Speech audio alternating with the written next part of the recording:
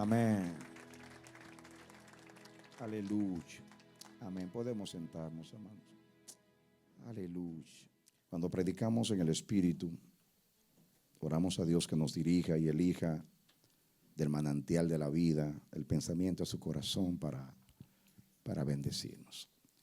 Tengo un buen tiempo orando para que la palabra elegida por el Señor sea la que necesitamos. Si fue el Señor que le eligió para este día, es el pensamiento de su corazón.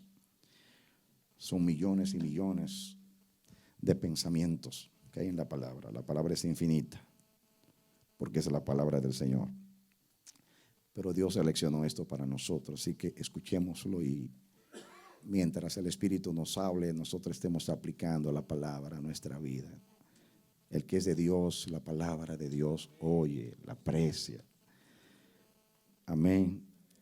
No solamente ustedes son bendecidos, yo también, cuando la palabra pasa por mí primeramente, me compromete. Quiero vivirla, yo quiero ser un sacerdote como lo fue Jesús. Amén. Vamos a leer el Salmo 110 otra vez para introducir el mensaje de hoy. Hacemos un repaso y seguimos con el aspecto que trataremos hoy. Salmo 110.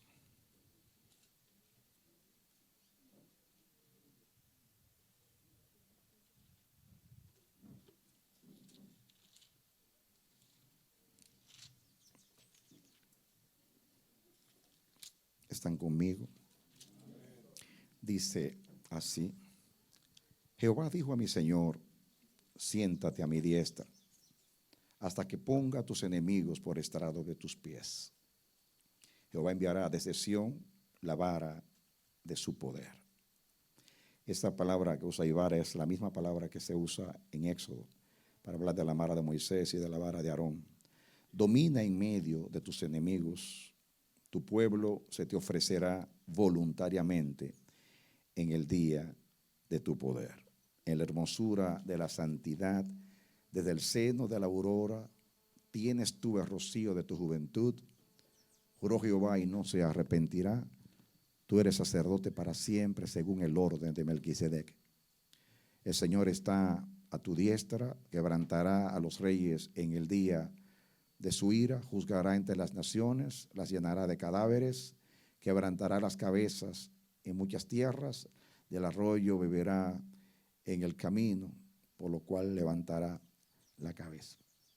Y hemos dicho, este salmo es mesiánico, citado por los apóstoles en el Nuevo Testamento, aplicándolo a la persona de Jesús. Hemos dicho en forma de repaso que hay dos ministerios, dos oficios que están fusionados, que siempre caminan juntos.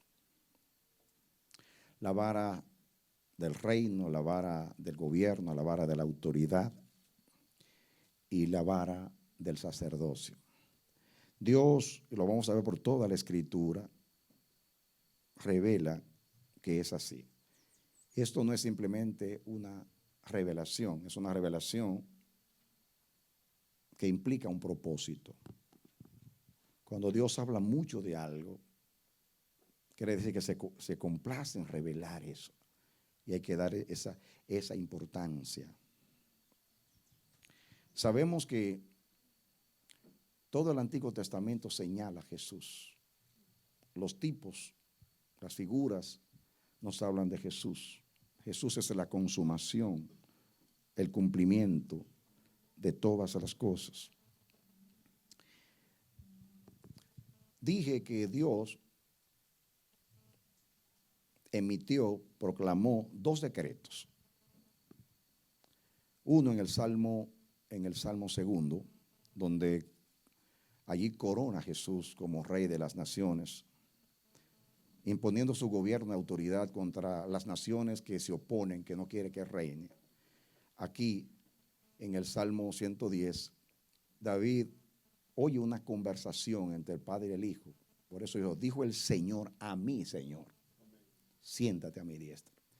Y ahí habla de las dos varas, la vara de su poder y la segunda, que es la del sacerdocio, representada aquí por Melquisedec. Jesús no pertenecía a la tribu elegida para el sacerdocio, que era la tribu de Leví. Pero Dios lo hizo sacerdote para siempre. Dios entonces, como Jesús no era de la tribu, tuvo que dar un decreto, decretar, para que se haga algo diferente a lo primero que él había revelado. Porque en Jesús se unen las dos varas.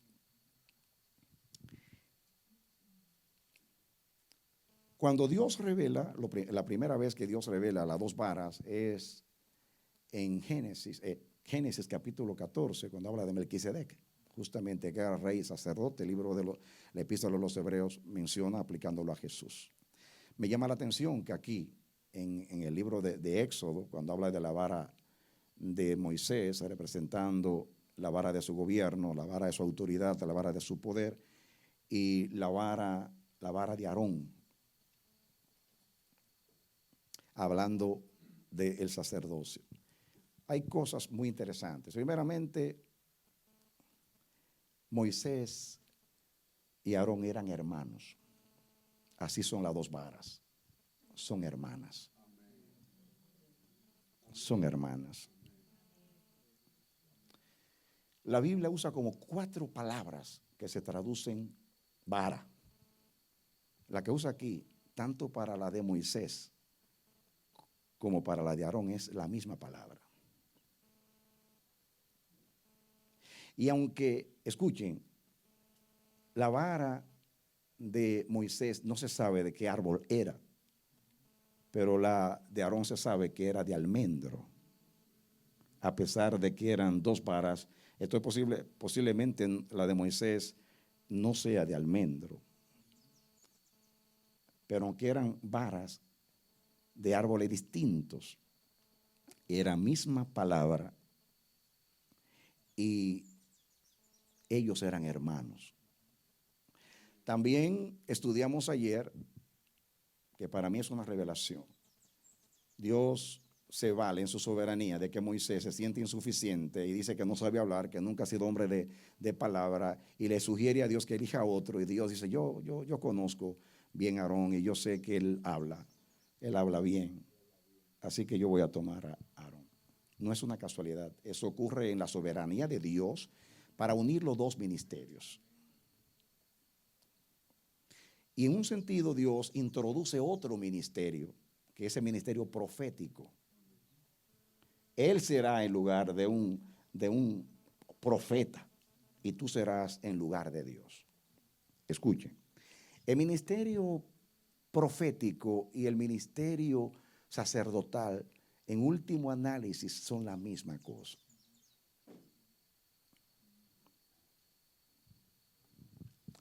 Eso está revelado por toda la Escritura. Los profetas eran mensajeros de Dios, tenían un mensaje de Dios, y por ser un mensaje de Dios, el propósito era llevar al pueblo a Dios. En el profeta, la unción de santidad es residente. El profeta defiende todo lo que es de Dios. Si ven el mensaje de los profetas hablaban de la santidad, de la justicia, hablaban de la integridad para con Dios, hablaban de lo genuino, que dejen los ritos, las ceremonias, enfatizaban lo que era lo más importante para Dios, no tanto el ritualismo del culto, sino la obediencia, la santidad, el fruto del Espíritu. El profeta tenía siempre el celo de Dios residente, porque el ritualismo, aquellos tipos que Dios usó en todo el culto hebreo, eran símbolos nada más, eran representaciones para revelar verdades espirituales, celestiales a través de Jesús. Ya saben que el Cordero era Jesús. Jesús era todo. Jesús era la ofrenda. Jesús era el sacerdocio. Jesús es la fiesta de la Pascua, del Pentecostés. Jesús es todo. Los profetas conducían a Israel al verdadero culto. Amarás al Señor tu Dios con todo tu corazón, con toda tu mente, con toda tu fuerza, con toda tu alma. Obediencia quiero, no sacrificio. Este pueblo de labios me honra, su corazón está lejos de mí. En vano me honran. Su obediencia es un mandamiento aprendido. Ellos llevaban el pueblo a la esencia de lo espiritual, al espíritu de la palabra. Y ese es el verdadero sacerdocio. El sacerdocio en el Antiguo Testamento, aunque está representado por símbolos, como está en el caso del santuario, el altar de bronce, la fuente, y después el candelero, candelabro, la mesa de los panes, la mesa del incienso, el arca, todo eso son símbolos que se cumplieron en Jesús. Pero cuando vemos en espíritu esos tipos, vamos a ver las grandes verdades reveladas. El profeta era el que llevaba al pueblo a la ley de Moisés, a la revelación de Dios. Y el profeta siempre va más allá de las letras, si ven. Si ustedes analizan a los profetas, se adelantaron en la revelación. A veces hablamos del Antiguo Testamento como, la ley. No, amados, tengan mucho cuidado. Ustedes ven a David. David se adelantó. David era profeta también, aunque no era reconocido, eso no era su ministerio en sí, porque David tenía las dos varas, aunque no era como Jesús, aunque no tenía el nombramiento de sacerdote, era sacerdote, porque era un adorador. Y era profeta en espíritu, aunque no se reconoce como un profeta, la Biblia dice que era profeta y habló a través del Espíritu Santo. David como profeta se adelanta en su oración personal a Dios. Cuando él dice, crea en mí, oh Dios, un corazón limpio y renueva un espíritu recto dentro de mí, es una revelación del hombre nuevo del Nuevo Testamento. Se está revelando David. Cuando David se escudriña, me ensaya, me pesa mi corazón y mira en mi camino de perversidad y guíame por el camino eterno. Eso es una revelación de lo genuino, de lo auténtico, de la verdadera santidad, que es integridad para con Dios. Es muy elevado el pensamiento. No está basado en el ritual. El ministerio, cuando seguimos por toda la Escritura y llegamos aún al Nuevo Testamento y miramos desde el final al principio y vemos el contenido espiritual del mensaje de los profetas, nos vamos a percatar de algo que es muy importante con relación al sacerdocio, que la verdadera adoración no es ritual, es del corazón. Oh hombre, ¿qué pide el Señor de ti? Sino que tú ames a Jehová tu Dios.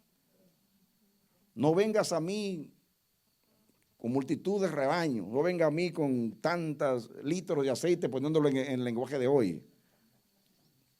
Ven con justicia, ven con misericordia, ven, y siempre destacaban los atributos de Dios, lo auténtico, es el fruto del Espíritu en el lenguaje del Nuevo Testamento. Hoy sabemos, y ayer lo dije, que la verdadera adoración está en el corazón y tiene que ver con la vida. Por favor, entendamos, hemos adorado, hemos cantado. Escúcheme una cosa, la iglesia ha entendido adoración simplemente cantar y orar, pero cantar y orar simplemente son dos expresiones de adoración. Adorar, escúchenlo bien, adorar es todo lo que un creyente hace para Dios, todo. Usted sirve a Dios, está adorando. Usted sale a predicar, está adorando porque es un mandamiento. Y usted está honrando a Dios con su obediencia. Cuando José dejó a aquella mujer con su ropa en las manos y salió corriendo, ahí no estaba salvando, aleluya. No. pero fue la más gloriosa adoración. Apartarse del pecado para honrar al Dios de la santidad, porque era el embajador de Dios en Egipto.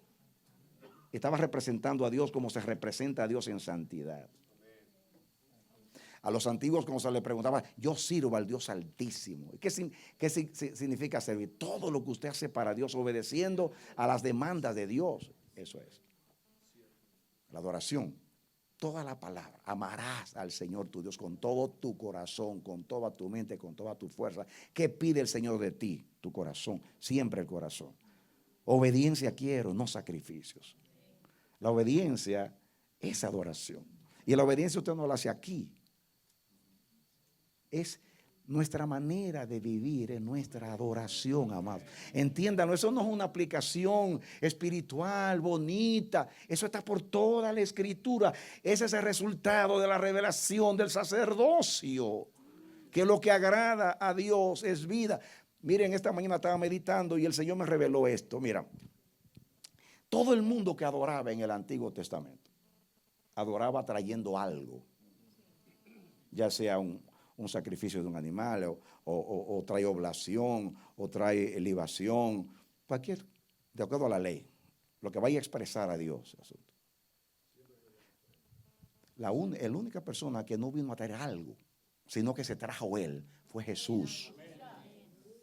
Jesús no fue al altar con algo, Jesús fue con él al altar. Porque Jesús es la consumación.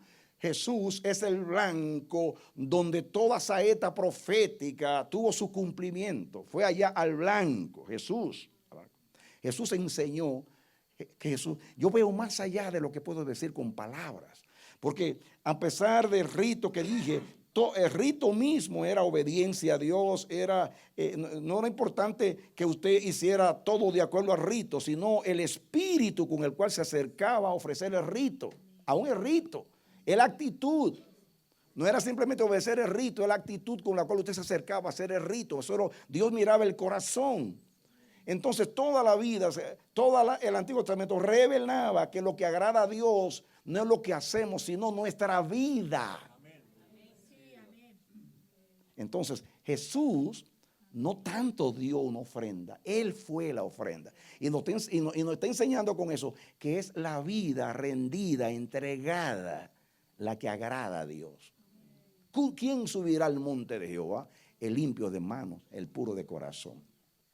Es tu vida. No te olvides. No significa que no tengamos expresión cuando adoramos a Dios.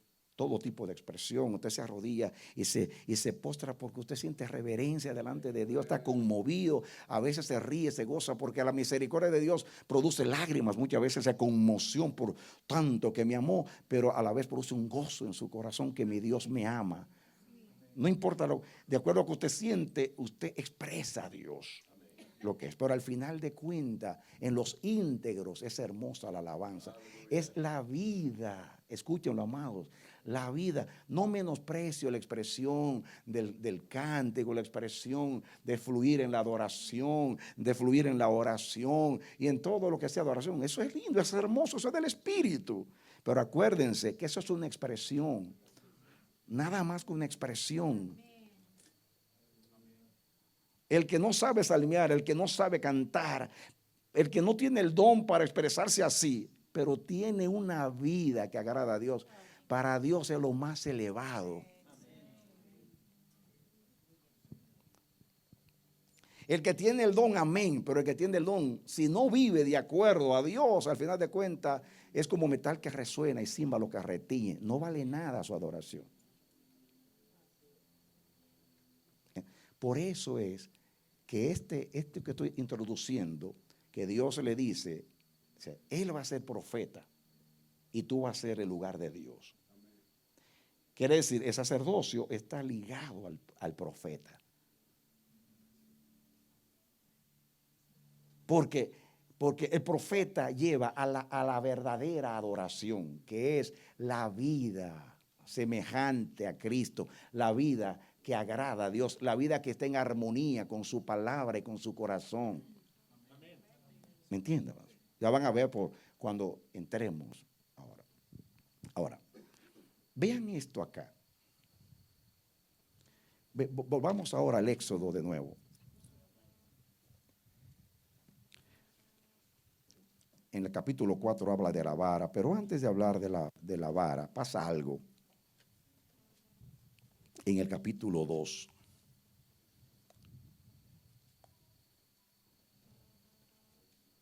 ¿Están conmigo? Éxodo capítulo 2. Todo el capítulo narra la opresión del faraón, la agonía, la aflicción de Israel. Y algo pasó, naturalmente. Es imposible resumir 430 años en un capítulo, pero Moisés lo hace aquí. Es increíble. 400 años en un capítulo. ¿Y cuánto dijo en ese capítulo? Dice el versículo 23, 2:23. Aconteció que después de muchos días murió el rey de Egipto y los hijos de Israel gemían a causa de la servidumbre. Y clamaron, digan conmigo, oraron, ministraron a Dios a través de la oración. Dice, y subió a Dios el clamor de ellos con motivo de su servidumbre. Y oyó Dios el gemido de ellos y se acordó de su pacto con Abraham, Isaac y Jacob. Y miró Dios a los hijos de Israel y los reconoció Dios.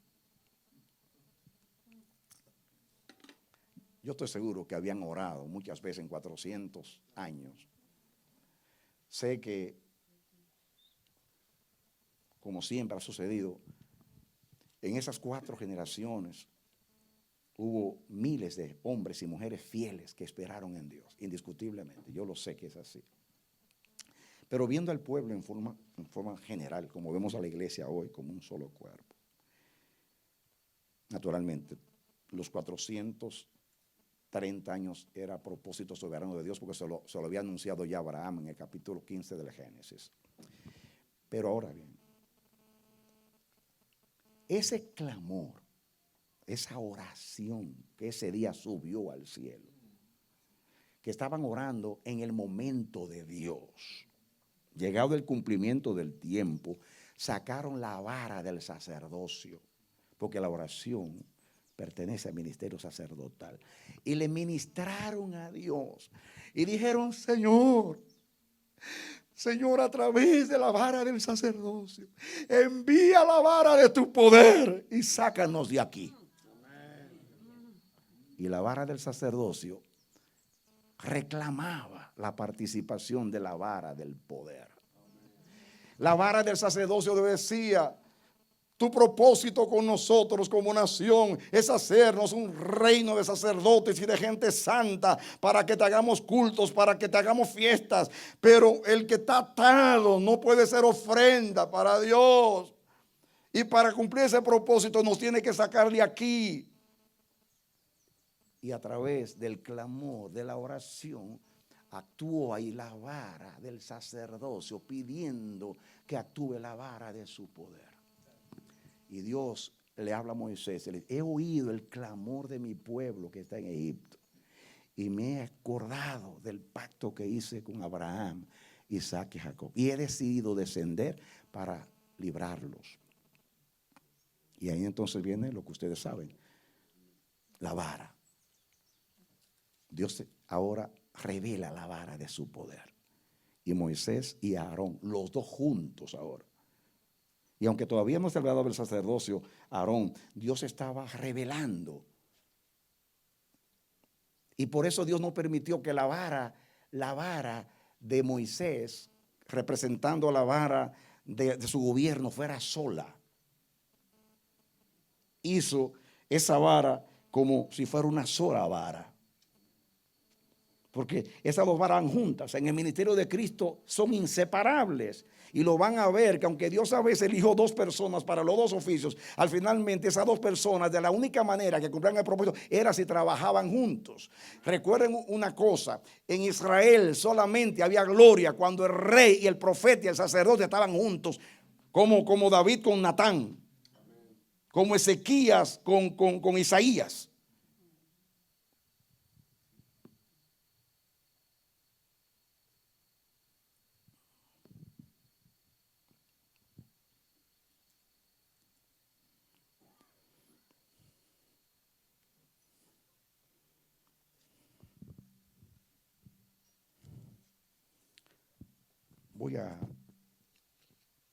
Tengo unas notas aquí con unos pensamientos que Dios ayude, para que vean algunas cosas aquí.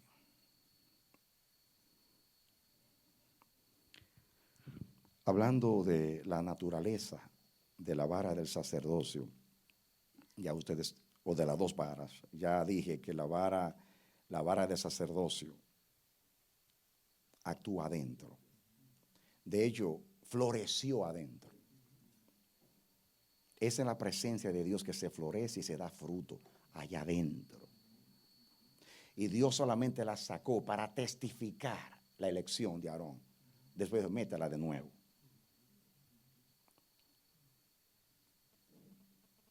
Adentro en el arca.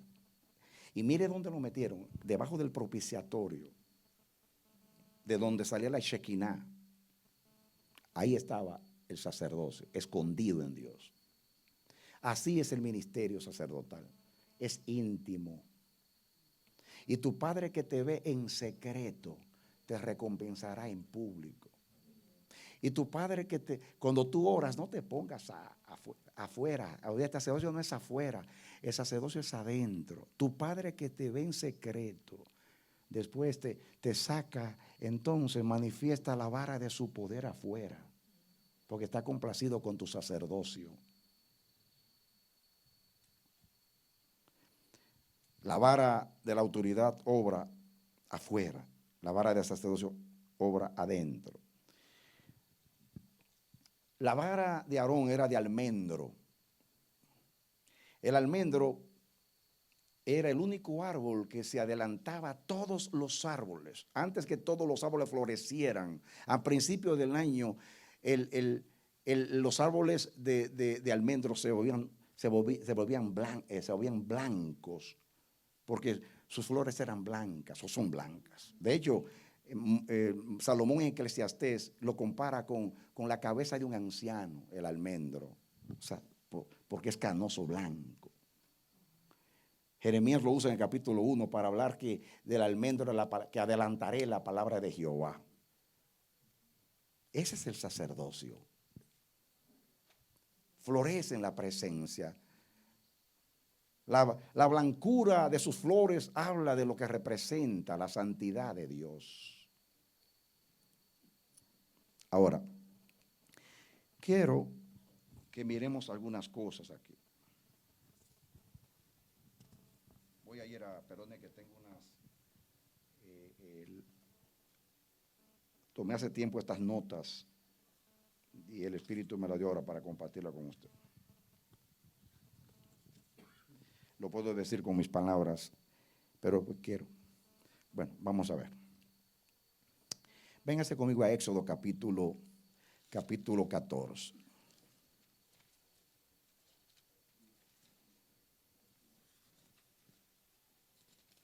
Éxodo capítulo 14.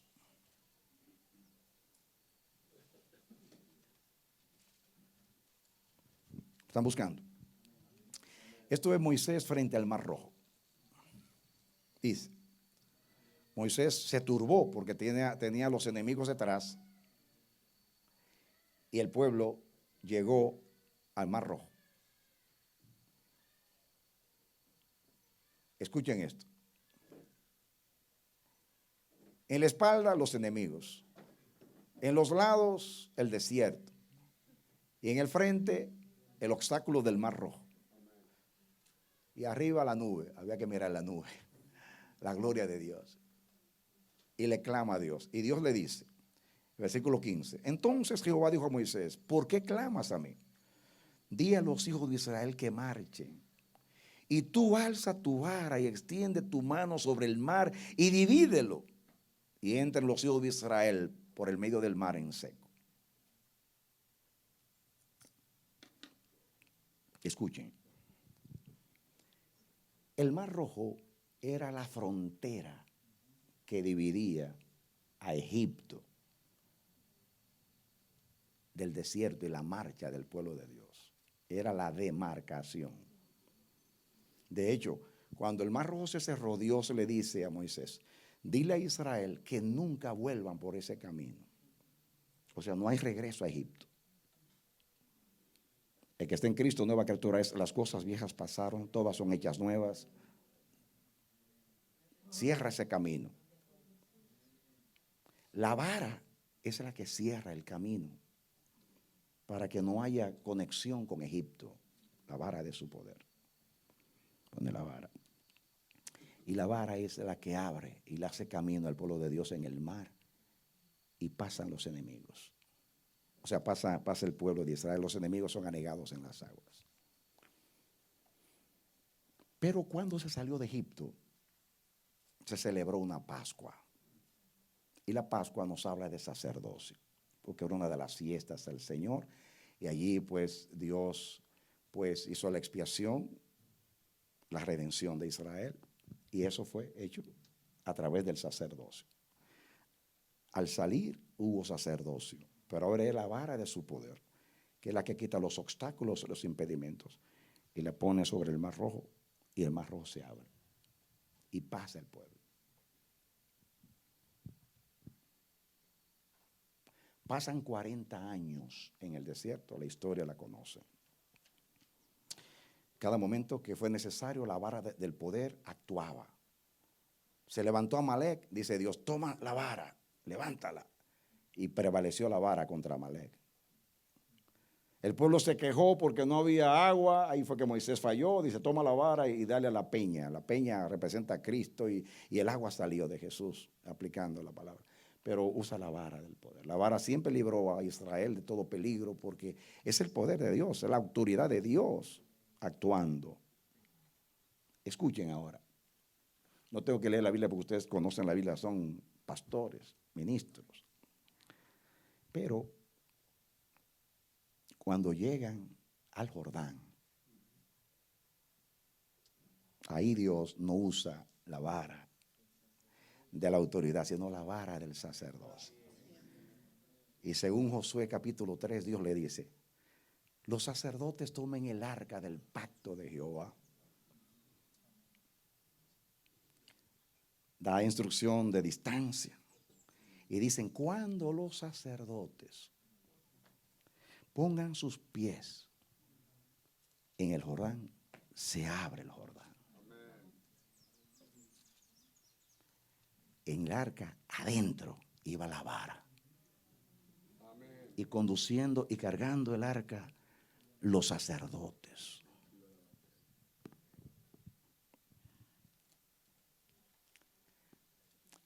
Ahora viene la demarcación que divide el desierto del lugar del destino, del lugar del propósito, en este caso Canaán.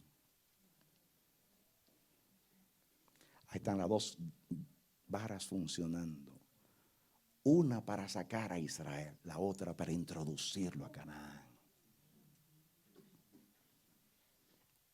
Escuchen. En el Mar Rojo, Dios iba detrás.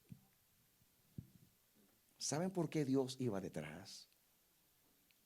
No saben por qué iba detrás. Porque detrás estaban los enemigos. En la retaguardia. Con la gloria ahí, con el resplandor de su gloria, para que no pase el enemigo. Y así protegía a Israel y le daba tiempo que cruzara. Los enemigos son anegados en las aguas. Cuando van a cruzar el Jordán, dice Dios, ahora yo me voy al frente. Ustedes mantengan una distancia hasta allá, que ahora yo voy al frente. ¿Por qué Dios va al frente? Porque los enemigos están en el frente. Amén.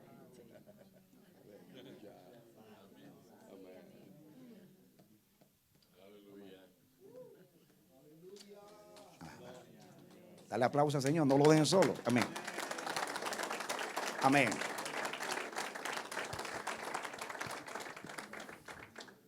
Es glorioso. En las aguas del Mar Rojo, obra de la vara del poder, los enemigos quedaron boyando en las aguas. Pero en el Jordán, cuando pasó el arca, no eran los enemigos los que quedaron boyando, sino que Dios levantó 12 piedras como testimonio. Por aquí pasó el arca de Jehová.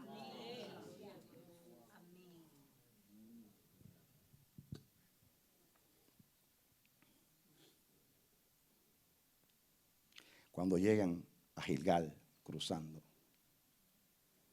hay circuncisión. Tengo un mensaje poderoso de eso. Y hay Pascua. Porque vamos a conquistar sacerdocio.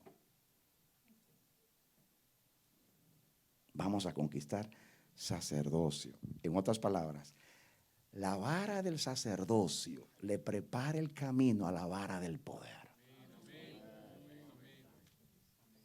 No puede pasar la vara del poder sin antes no pasa la vara del sacerdocio. Porque Jehová no camina si no está complacido. Prefiere no ir, como le dijo a Moisés. Bueno, yo prefiero no ir. Porque yo desagradado no voy a andar con ustedes. Voy a mandar al ángel.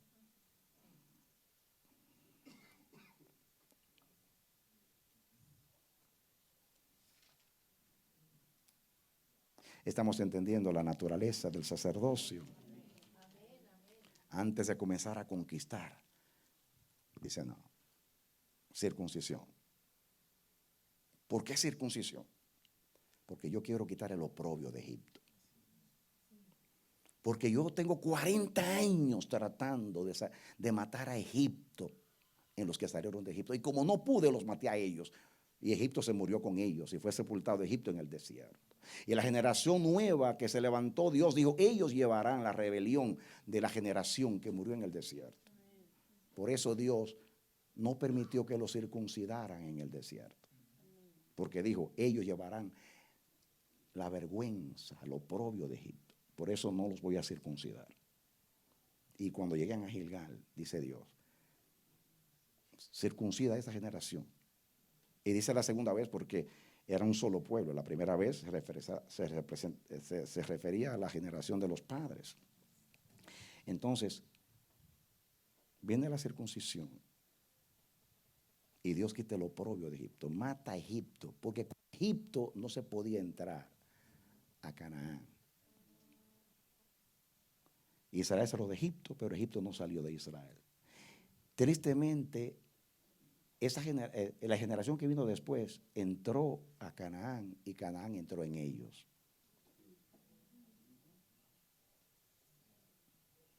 $40 años Dios para entrar y después al final no le pudo sacar a Egipto. Esta generación que nació en el desierto, que fue circuncidada, esa le sirvió a Dios todo el tiempo que vivió Josué y los jueces de ese tiempo. Después se levantó una generación nacida ya en Canaán y Canaán nació con ellos. Ahora, seguimos el proceso. Vamos a ir así, puedo leer la Biblia, pero vamos a ahorrar el tiempo no leyendo y ustedes conocen la Biblia. Cruzan allá, termina el tiempo de los jueces. Si ven el tiempo de los jueces, los 300 años, se van a dar cuenta de una cosa. Israel adopta la cultura cananea, a sus dioses, entristece a Dios y Dios usa la vara del castigo y de la disciplina y lo somete a los pueblos cananeos. Entonces, cuando están en gran agonía, hacen como Israel en Egipto, claman a Dios, diga sacerdocio. Ahí viene la oración, claman a Dios y les recuerdan el pacto. Y Dios en su misericordia mandaba siempre un libertador. Y así pasaron los 300 años de los jueces. Si se dan cuenta, porque no tengo tiempo para detenerme, prevaleció y esa. Nunca la vara del poder actuaba, sino actuaba primero la vara del sacerdote.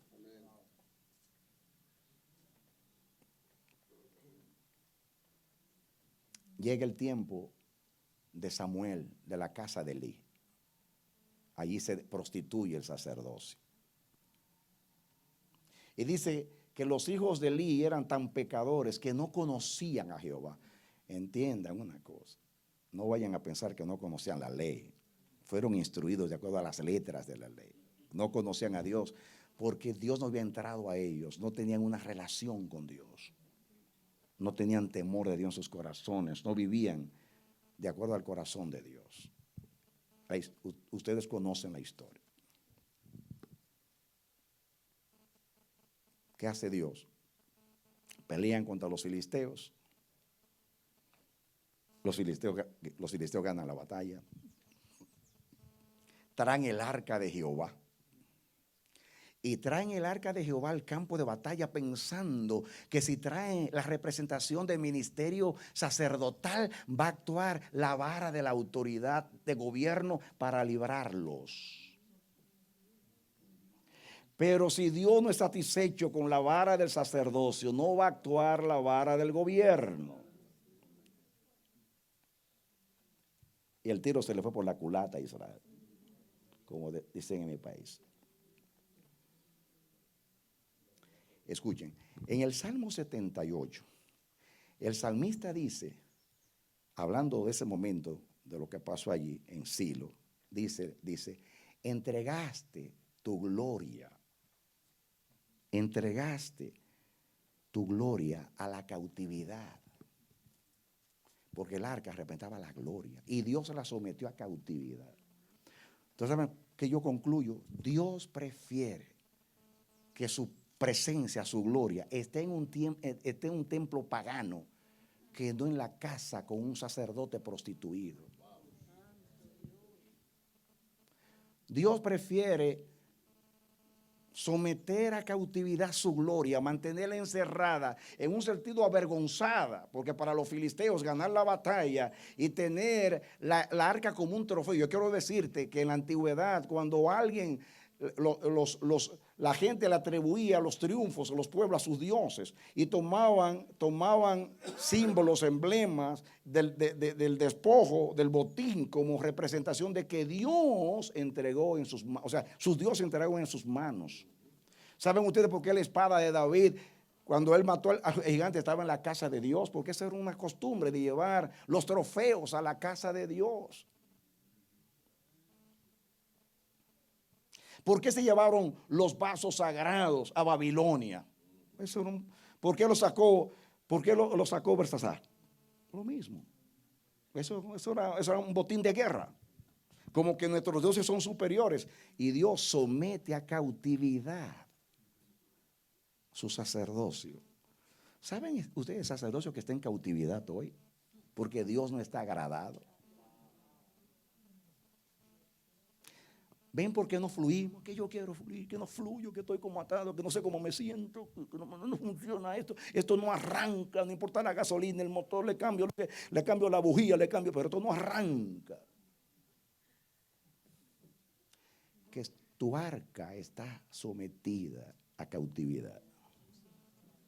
Tu sacerdocio está neutralizado. Y cuando el sacerdote está tan neutralizado, es que Dios está desagradado. Y cuando Dios está desagradado, no actúa, así que no obra la vara del poder y de autoridad. Él es soberano, puede hacer excepción, pero yo estoy hablando lo que es la conducta de Dios. Pero como Dios no aflige a sus hijos para siempre, trajo el arca. Y el arca estuvo 20 años acá para acá. O sea, llega a Bexemes, después que la traen de allá los filisteos. Llega a Bexemes, que era una ciudad de los levitas. Lo ven los levitas, se llenan de excitación. Sacrifican los bueyes que trajeron el arca. Hacen culto a Dios. Y eran tan ignorantes, tan curiosos, que meten la cabeza en el arca. Y ustedes saben el resto. Y dice que fue aflicción a la casa de Israel, que el arca anduvo mudándose de aquí para allá, de allá para acá, de aquí para allá. Y aun cuando David la quiso traer, no la trajo bien. Porque estaba más interesado en hacer una fiesta que hacer las cosas bien. Algunos se interesan más en lo externo del culto. Y parecemos como algunas tribus africanas. O como los indios. O como hacemos nosotros con los merengues y el asunto, ¿no? En nuestra cultura. Los brujos se excitan con cierta música y ciertas cosas.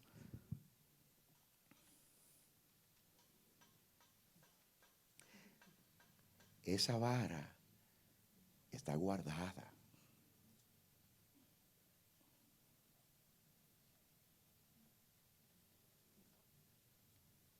en la intimidad.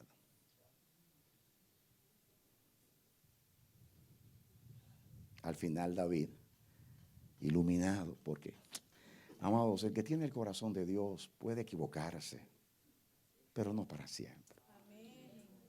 ¿Saben por qué? Porque al corazón contrito y humillado no menosprecia a Dios. David es un hombre que revela cómo debe ser un pecador delante de Dios. Yo digo bromeando, si deseara un día ser pecador, que quisiera ser un pecador como David, que sabe reconocer, que se sabe humillar, que acepta la disciplina del Señor como algo valioso.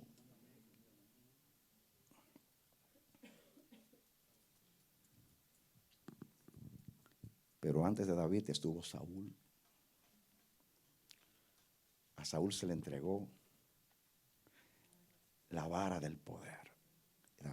Saúl era tremendo guerrero.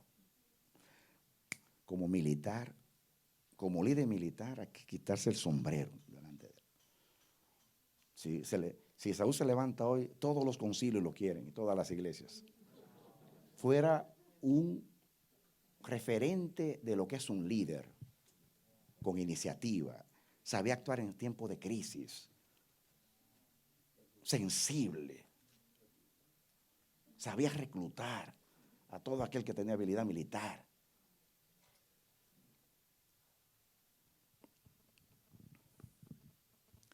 Pero como sacerdote, cero.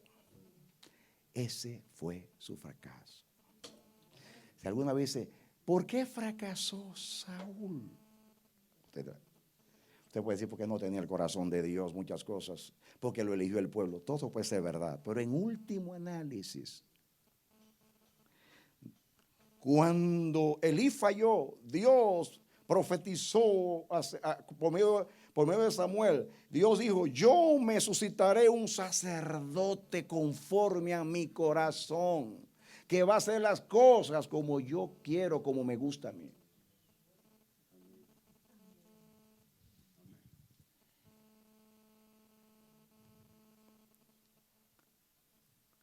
Si se dan cuenta, escúchenme, Saúl, mis amados, aunque fue elegido por el pueblo, Dios no le negó nada. Dios le dijo a Saúl, si tú obedeces mi palabra, yo te voy a bendecir a ti, a tu casa. Y le prometió lo mismo que a David. Leanse la Biblia, lo mismo se lo prometió. Lo mismo. Tenía la dicha de tener, pero ¿dónde usa esta palabra? Un gigante de Dios a su lado, como Samuel. Déjame decirte que Samuel es el único hombre en el Antiguo Testamento que tenía los tres oficios de Cristo. Gobierno, porque era juez, sacerdote y profeta. Y como el profeta y el sacerdote son una sola cosa, son parte de la misma vara, tenía las dos varas. Y cuando el pueblo le dijo a Samuel, ora a Dios por nosotros. Ay de mí si yo dejo de orar por ustedes. Mire, ¿qué hay? Que ese es un sacerdote. Ustedes no se merecen nada, pero yo no puedo dejar de orar por ustedes, porque yo soy sacerdote a vuestro favor. Y un sacerdote se presenta a favor de su pueblo delante de Dios.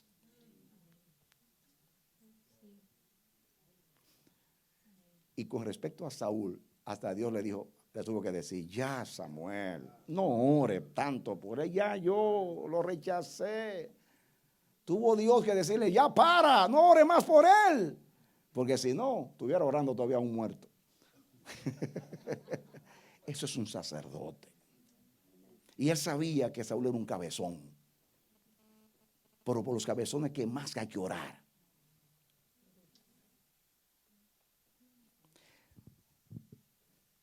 ¿Sabe que Dios le pone a Saúl un hombre como Samuel a su lado? Santo Jehová. Si ustedes se dan cuenta, pueden mirar que Saúl fue probado en la obediencia. Los 2 mandamientos fueron obediencia. Los 2. El primero, Samuel le dice, después que lo unge todo, mira, te voy a encontrar en tal lugar. Yo voy a llegar 7 días, porque tengo una instrucción para ti.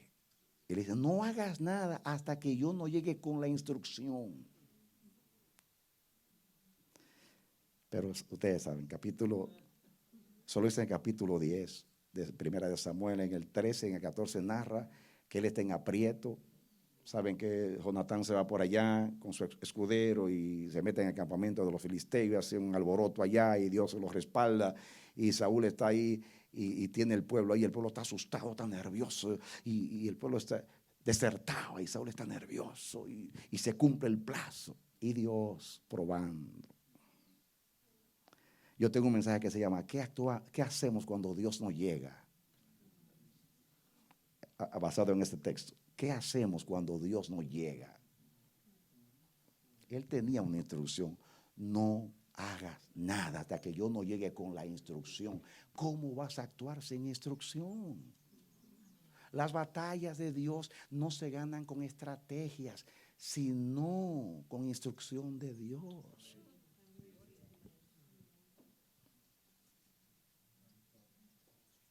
Y ustedes saben la historia. Dice que el pueblo desertaba. Samuel no llegaba a propósito, porque era una prueba de obediencia.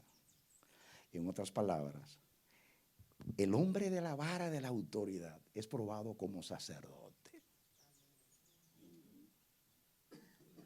Porque la obediencia pertenece al sacerdocio. ¿Por qué? Porque la obediencia es la ofrenda que más agrada a Dios. ¿Sabían eso? ¿Saben ustedes que Jesús agradó a Dios con obediencia? Toda pura obediencia. Aprendió obediencia. Así que Él es probado en la obediencia.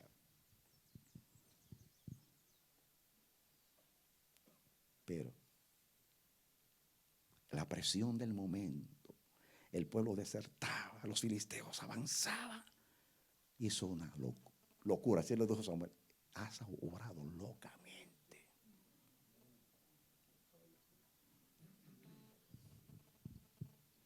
Escuchen ahora. Quiso ocupar el lugar de Samuel como sacerdote cuando lo más importante era obedecer como sacerdote. Si se dan cuenta en las guerras de Israel, o se llevaba el arca o se hacía un sacrificio. En otras palabras, no vamos, la manera que podemos provocar a Dios para que envíe auxilio y la vara de su poder es a través de una ofrenda que agrade a Dios. Entonces, Saúl no obedeció y lo perdió todo. Después Dios en misericordia le da otra prueba de obediencia con Amalek. Y se lo dije específicamente y también desobedeció. Y lo mismo, que el pueblo trajo vacas para sacrificarlas. ¿Y quién te dijo a ti que Jehová se complace en cebo de ovejas y en sangre? El Señor se agrada con la obediencia. Es el corazón mismo de una ofrenda.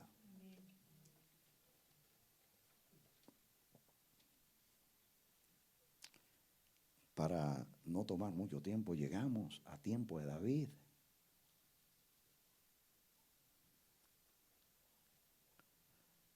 David era adorador desde niño, porque tocaba el arpa y no crean ustedes que se ponía a cantar canciones románticas. Estoy seguro que era a Dios que alababa.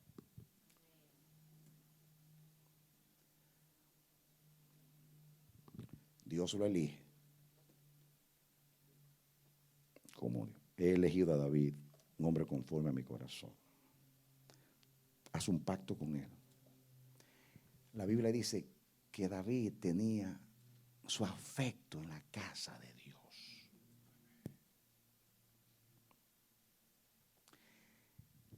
David no solamente era el padre de Jesús en el sentido genealógico y de acuerdo al reino mesiánico. David se adelanta a todo el mundo en revelación en cuanto al Antiguo Testamento. Muchos de los mensajes de él son mensajes mesiánicos que anuncian a Jesús, proféticos. Pero esto es maravilloso. Esto es maravilloso, lo que hace David. Fíjense que David es el instrumento de Dios para traer el arca, que estaba por ahí paseando. Que esos 20 años de aquí para allá, eso es el desagrado de Dios. Dando tiempo a Israel que se reconcilie con su corazón. Cuando llega David, es el instrumento de Dios. Miren esto. No había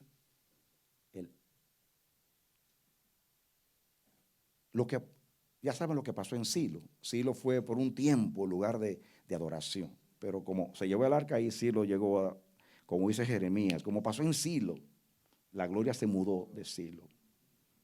Con la muerte de los hijos de Eli, recuerden ustedes, la gloria fue mudada. Y el arca anduvo, porque ya salió del lugar. Aquí no me agradaron, salió a pasear. No me agradaron.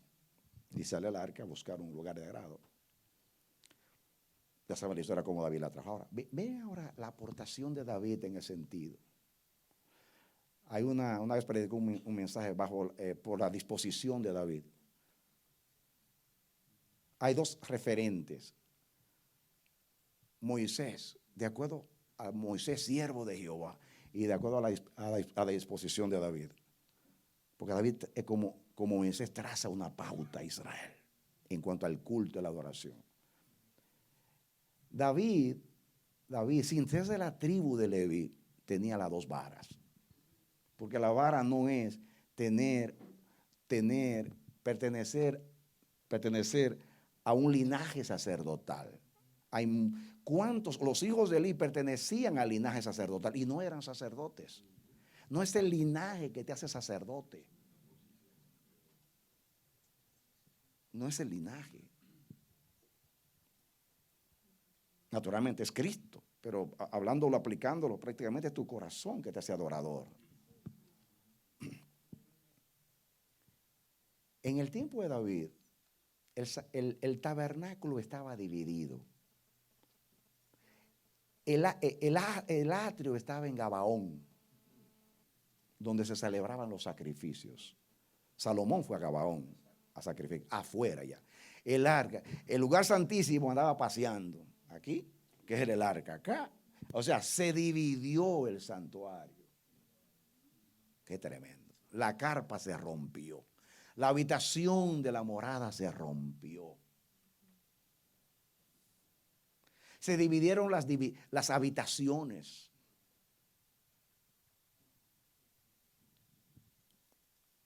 Y Dios en su soberanía usa a Davidcito. Escuchen, Martín Lutero aportó algo a la iglesia. Hay que evaluar. Martín Lutero es el hombre. La iglesia católica decía que solamente los ministros eran sacerdotes. Martín Lutero con la Biblia probó que todos los creyentes eran sacerdotes. Martín Lutero fue el hombre que sacó el cántico de los coros de la iglesia y le puso un himnario al pueblo en las manos y dijo: todos cantemos que todos somos sacerdotes de Jehová. Eso fue un golpetazo a la iglesia católica. David hizo lo mismo. Los únicos que ministraban eran los sacerdotes de la casa de Aarón, que hacían los sacrificios, encendían las luces, ponían los panes, quemaban el incienso. Dios aprovecha que los sacrificios se hacían, el atrio estaba en Gabaón, y David introduce el cántico congregacional. Y dice: vamos a cantar a Jehová. Y de Dan hasta Beerseba, en las fiestas, todo el mundo venía a cantar a Jehová. Y compone himnos y canciones, Asaf. Y escucha, dice que David construía instrumentos, no los compraba. Él los hacía. Se volvió como Jesús carpintero ahí. Ebanista. Y hacía instrumentos musicales. Qué pasión tenía por la casa de Jehová. Llamó a los levitas y dijo: vamos ahora, instrumentos, cánticos, fórmese los coros, ven, Asaf. Santo Dios. Y mientras el ritual se hacía en Gabaón, el ritual. Ahora Dios introduce el tabernáculo abierto de la casa de David. 24 horas de oración, de intercesión, estoy hablando espiritualmente, y de adoración. El pueblo alabar a Dios, el cántico. Ahora todo el pueblo se convierte en sacerdote para adorar a Dios. Imagínense qué gloria hubo en tiempo de David. Todo el mundo sacerdote. Tan así que yo creo que el Salmo 133 se escribió en una de esas fiestas. Que Dios contento miró el pueblo peregrinando de Dan a Beerseba y todo el mundo con sus ofrendas para Dios. Y Dios vio a esa multitud como el tiempo de Salomón que llegaba hasta Amat. Y dice: mirad cuán bueno y cuán delicioso es habitar los hermanos juntos en armonía. Es como la consagración de Aarón. El óleo desciende desde la cabeza. Escuchen, la unidad pertenece al sacerdocio. Salmo 133. Es la consagración de Aarón, del sumo sacerdote, lo que representa la unidad del pueblo, lo que inspira a Dios a decir: mirad cuán bueno y cuán delicioso es habitar los hermanos juntos en armonía. Es todo mi pueblo, no solamente los levitas, no solamente la casa de Aarón. Todo Israel son un reino de sacerdotes y de gente santa. En otras palabras, Dios cumple en David lo que el propósito con el cual sacó a Israel de Egipto: que todos sean sacerdotes, que todos sean reyes y sacerdotes para Dios su Padre. ¡Aleluya! Amén. Ese es en sí el tabernáculo de David, que luego llega a ser según la aplicación de Amós y que aplica Jacobo en el capítulo 15 de los Hechos, que todas las naciones vendrán ahora a adorar a Dios, amados. Todos serán sacerdotes de Jehová. Fue el deseo de Dios en Moisés cuando derramó el Espíritu sobre los 70 ancianos para hacerlos partícipes de la unción de Moisés. Y dos que estaban allí en el campo. No importa lo lejos que tú estés, la unción va a llegar a ti si eres elegido y estás en el propósito. Habían 68 que recibieron la bendición y habían 2 en el campo allá que no saben lo que estaba pasando. Y allí le fue el Espíritu Santo, ¡guau! Y lo llenó. Y comenzaron a alabar al Señor. Y se asustó Josué, que se lava a su padre. Dice: todos están profetizando. Dice: ojalá que todo el pueblo de Dios, todos sean profetas de Dios. Ese es el deseo, hermano, de Dios, que todos sean profetas de Dios. ¿O no es lo que Dios dice? Derramaré mi espíritu sobre toda carne, sobre los niños, los viejos y aún sobre los esclavos, que todo el mundo lo ignoran, como a los meseros en los restaurantes que están sirviendo. Ustedes se ponen a hablar intimidad porque creen que no son personas. Aún sobre los siervos y siervas derramaré mi espíritu, dice el Señor.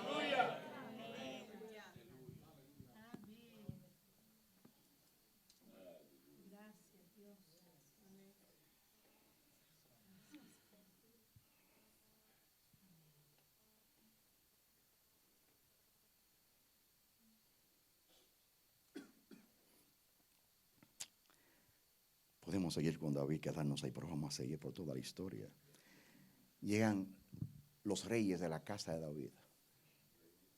De la casa de David. Cuando muere Salomón se divide el reino.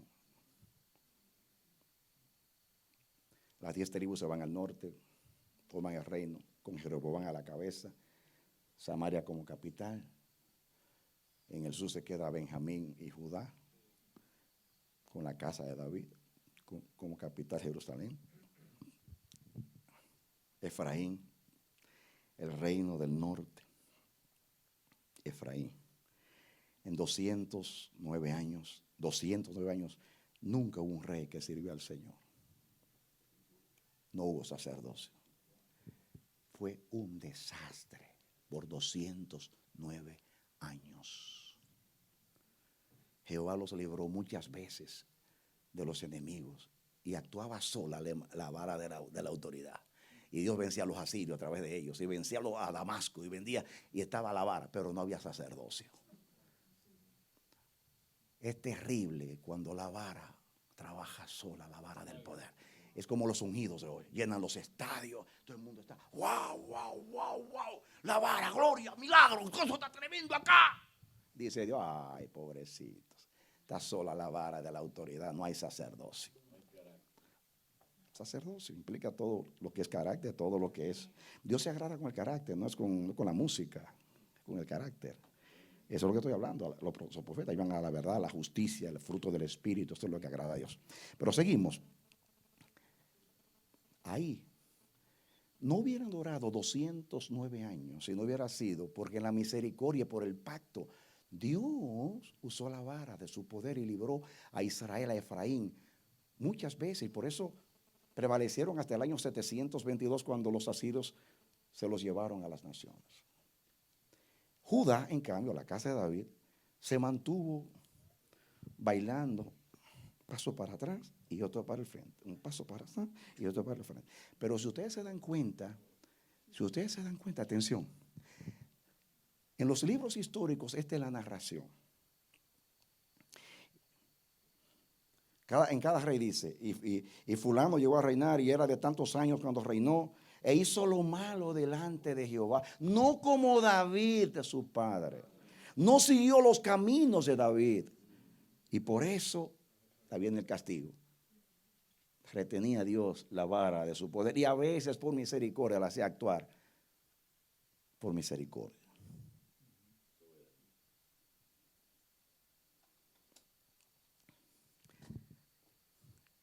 Este se repite como un estribillo en toda la narración de primera y segunda de Samuel, primera y segunda de Reyes, Crónicas, lo mismo con la casa de David. Ahora, cuando vamos a poner dos ejemplos, hubo más de dos, pero cada vez que había un rey,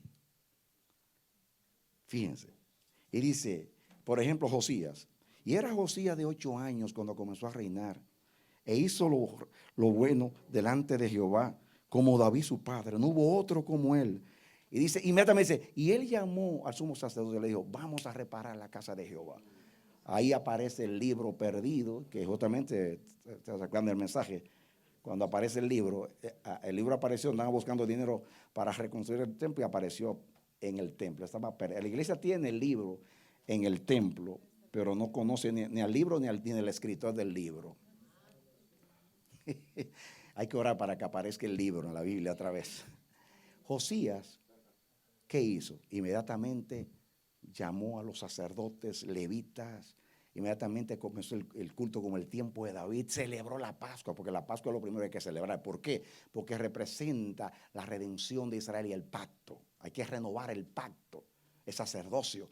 ¿Y qué tiempo glorioso? Bueno, antes de Josías estuvo Ezequías. Comencemos con Ezequías. Ezequías es lo mismo. ¿Qué hace Ezequías? Se vuelve a Dios, repara la casa de Jehová, llama músicos y cantores, a los sacerdotes, arregla todo el culto a Dios y comienzan a alabar a Dios. ¿Hay agua para mí?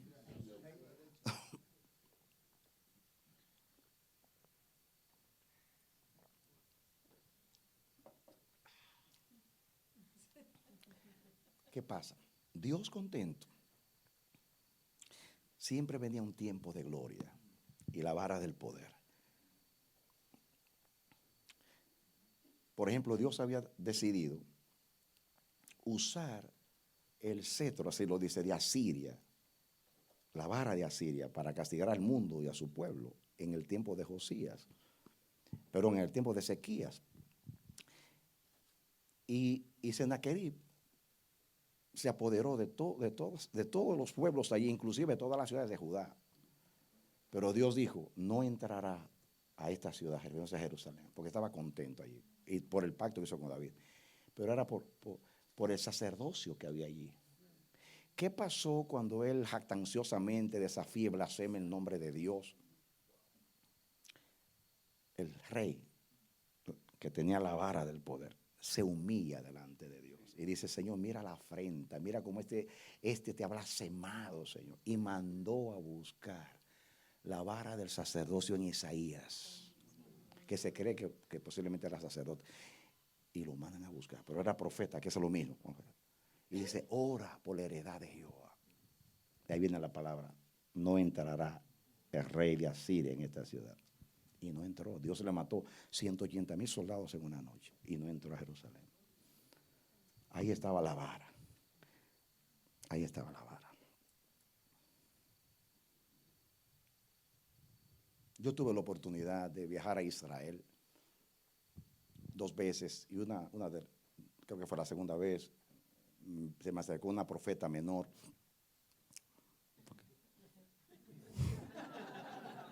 Sabía que se iban a reír. Porque un profeta menor, profetas mayores y menores. Se llama menores porque escribieron pocos capítulos, pero no porque eran menores, ¿no? Es una hermanita que no tenía renombre de profeta, pero me dice: así te dice Jehová, tú te vas a relacionar con personas importantes en Israel. Y créanme que yo dudé. Yo dije: vamos a orar por la nación hebrea y vamos a otras cosas. ¿A quién importante voy a ver en Israel? Decía yo. Amados. Y de momento me dice la persona que dirigía el viaje que Dios dijo a través de mí a la emisora de Nueva York que dedicáramos un día entero a orar por Israel. Y Dios dio instrucción que eligiéramos 12 hombres como las 12 tribus y que oráramos en la radio 24 horas. Y eso impresionó el guía turístico de turismo con quien hicimos el contrato supo y se impresionó de que una radio solamente en 24 horas oró por Israel. Y fue y se lo dijo al presidente de Israel cuando fue allá. Y pidió una cita. Y me eligieron a mí entre 3 para ver al presidente. Y me acordé de la profeta menor.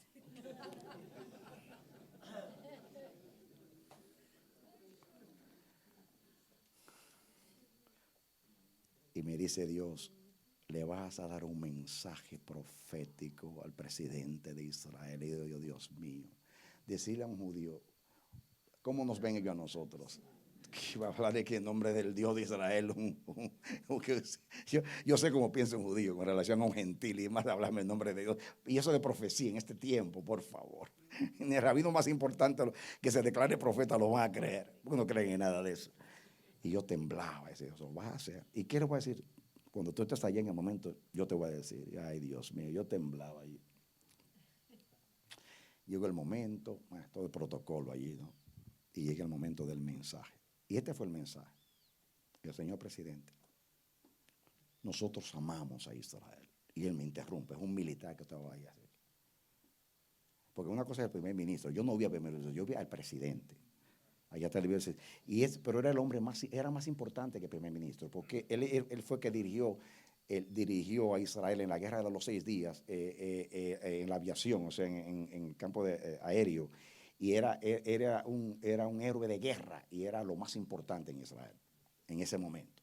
Así que yo parecía una langosta delante de él.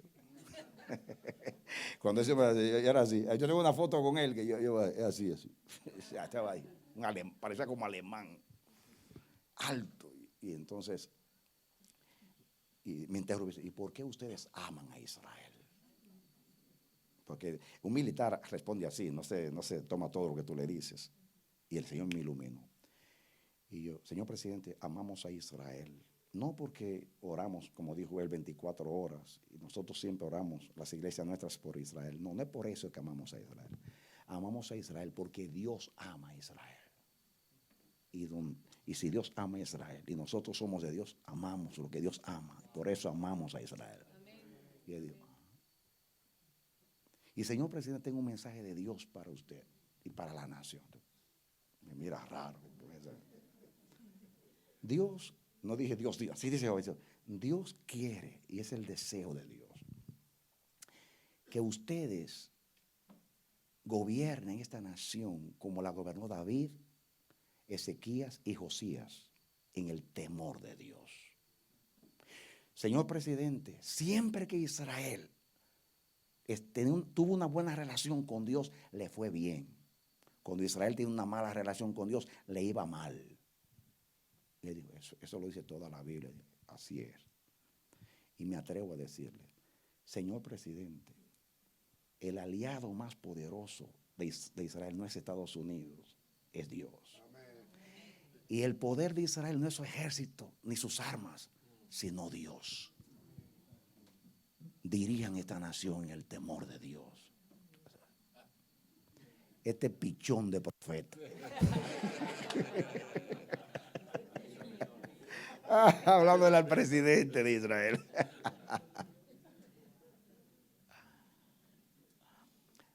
¿De dónde aprendí yo eso? Por toda la Biblia.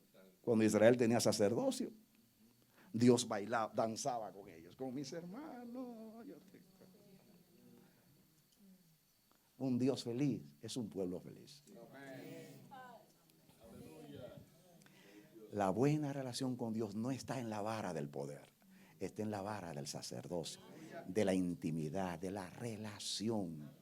Esta es la vida eterna, no que tengas poder, sino que conozcas a tu Dios, que te relaciones con Él, que tenga intimidad con Él, que vivas en Él, por Él y para Él, que le ames con todo tu corazón, con toda tu mente, con toda tu fuerza, que vivas como Jesús, como un hijo amado del Padre.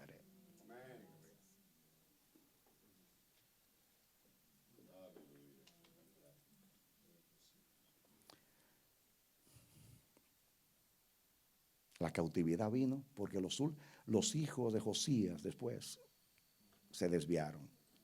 Joaquín, Sedecías, siguieron su propio camino y viene el fracaso de la nación. Se fueron a Judá, se fueron a Babilonia, de Judá a Babilonia, 70 años. 70 años. Yo tengo un mensaje muy poderoso hablando de los vasos cautivos. Véanlo por ahí en el internet, búsquenlo. No sé si se llama los vasos cautivos.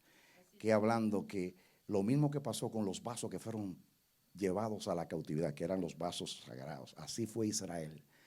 Y allá le decían, cántanos un cántico. Tenían colgadas el arpa allá. Cántanos un cántico de que vamos nosotros a cantar en una tierra cautiva. ¿Qué son los vasos sagrados? No me acuerdo cómo se llaman, los vasos cautivos, no sé. Ahora no me acuerdo de cómo se llama el mensaje. La verdad sí me acuerdo que un pueblo cautivo no puede adorar. David decía, saca mi alma de la cárcel, entonces podré adorarte. Pero cuando regresan en los 70 años, yo tenía todo preparado. Yo tengo ahí el estudio, pero se lo voy a decir así, porque ustedes son pastores, no voy a cansar leyendo textos, porque conocen la escritura, pero se lo voy a poner así esto. Llegan los cautivos, llegan 50,000 de los cautivos. Llegan los 50,000.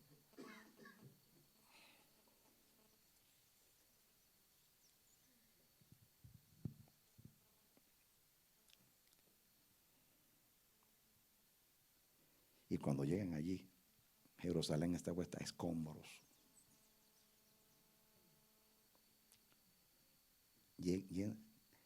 Dios manda con la vara de su gobierno a Zorobabel, que era de la casa de David, y manda a Josué, sumo sacerdote, con la vara del sacerdocio.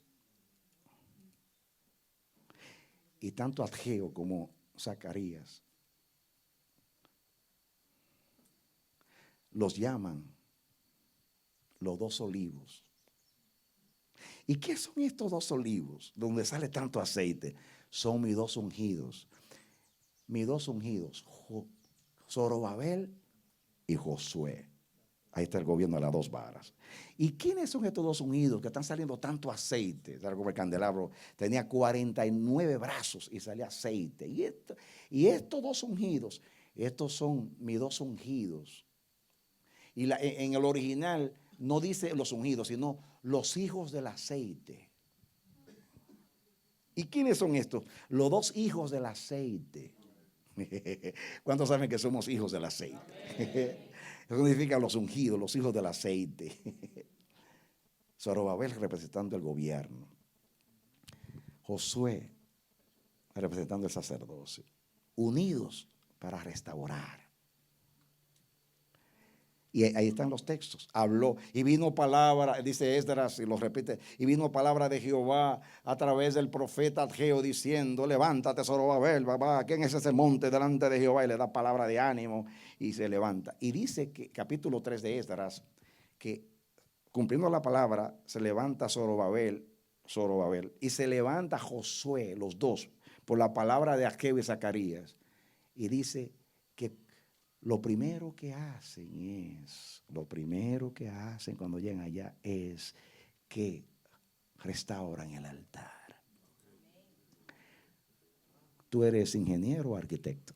Ingeniero. Si tú llegaras a una ciudad huerta escombros, ¿qué es lo primero que tú harías?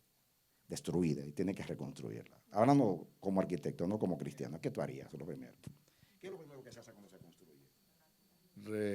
Recogería los escombros y construiría una. Primero se hace un plano. Así, obvio. Y después el plano está hecho y todo, entonces se va a construir. Y usted limpia todo, ¿no? Limpia todo, saca los escombros. Ahora, ¿cómo es posible? Escuchen eso. ¿Cómo es posible? No tiene lógica que usted se ponga a construir un altar si no hay templo. No tiene lógica. Pero ellos dijeron: ¿cómo vamos a detener la adoración a Dios esperando construir un templo? Si hubo ocasiones por cientos de años que no hubo templo, pero hubo altar y hubo ofrenda. En el templo de los patriarcas no había altar, había ofrenda y había altar, y no había templo. Así que ellos ubican geográficamente el lugar del altar, quitan los escombros y ahí comienzan a adorar a Dios. Después la vara del sacerdocio comenzó a vencer a Zambalá, a Tobía, a todos los enemigos. Actuó después, pero hubo adoración, hubo sacerdocio. No está de más. Es como Noé salió del arca no a comer arepa. No, unos 150 días metido en un arca y con eso es mal olor de los excrementos de los animales. Usted lo primero que sale a buscar por ahí es un bistec o algo así, ¿no? Y eso lo primero que hizo fue elegir animales y hacer un altar a Jehová. Es que es sacerdote, amados, no hay que estarlo forzando, no hay que programarlo. La adoración le sale hasta por los poros, porque de la abundancia del corazón habla la boca. Y si la boca está llena de Dios, si el corazón está lleno de Dios, la boca va a hablar de Dios y va a cantar la gloria de su nombre. Denle un aplauso al Señor. ¡Aleluya! Amén. Amén. Amén.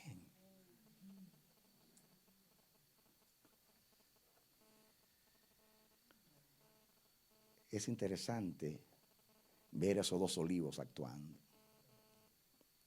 Ver cómo Dios santifica y consagra a Josué cuando el diablo lo acusaba.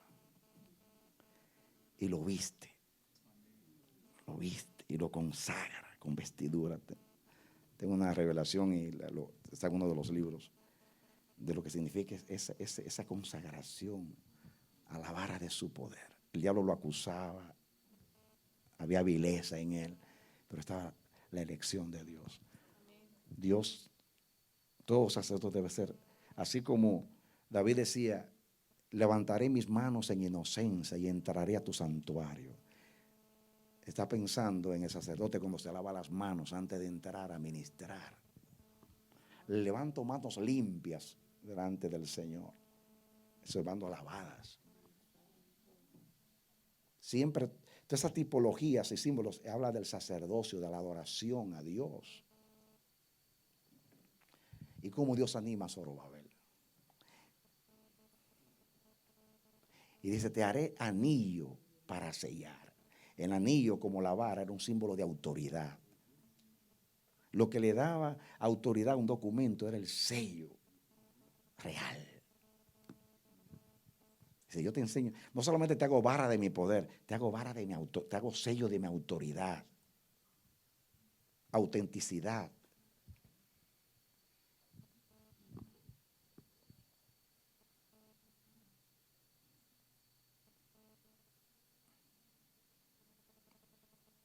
Yo tengo otros son detalles ahí, pero se lo veré porque hay mucho que decir. Entramos al Nuevo Testamento y ya ustedes saben lo que pasa con Jesús. Jesús es la consumación de todo, el cumplimiento de todo. Vean la vida de Jesús, como dije ayer, se van a dar cuenta de algo. Que los grandes momentos de Jesús, por lo que Jesús dice, lo que él mismo dice de su comunión con el Padre, aunque la Biblia no narre, estuvo orando, ya. Como dijo Piccolo, Jesús en medio de su ministración levantaba los ojos al cielo. No solamente cuando estaba en la intimidad. El sacerdote siempre. Invoca a Dios siempre. Eso decía, hermano. Yo le pido a Dios siempre eso, Señor. Quiero un sacerdote 24 horas. No es un momento en la mañana, otro en la tarde, ratitos. No, siempre. En el auto, aleluya, gloria a Dios. Si no está escuchando música, estoy alabando, estoy diciéndole a Dios, orando al Señor. Pues así debe ser. Un sacerdocio para siempre. Y Jesús era así, amados. Jesús era así. Léanse los evangelios y verán que en las decisiones más importantes estaba Jesús la noche entera orando, buscando la presencia, la dirección de Dios en todo. Porque, amados, cuando estamos en comunión con Dios, ya sea, no estoy hablando de comunión a solas con Dios ya, sino comunión, es que Dios te habla. Un sacerdote es un ministro del altar, es un ministro de Dios. Le está ministrando constantemente a Dios, con su vida, con su obediencia, cumpliendo el propósito, agradándole en todo. Eso es un sacerdote. Así vivió Jesús. Su relación con el Padre.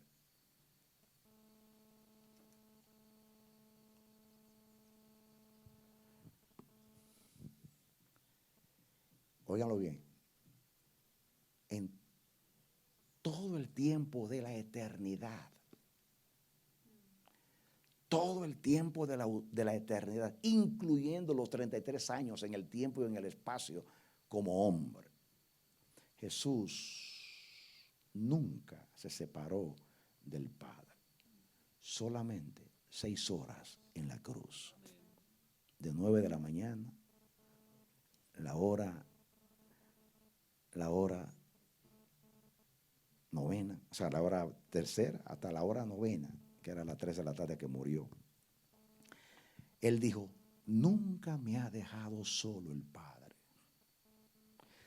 porque yo siempre hago lo que le agrada. Diga sacerdocio. ¿Por qué nunca me ha dejado el Padre? Porque yo siempre hago lo que le agrada.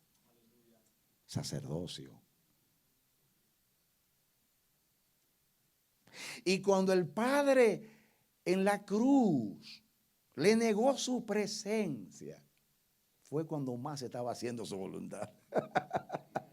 Y si el Padre viró el rostro aquellas 6 horas, no era por causa del que moría, sino por quienes moría.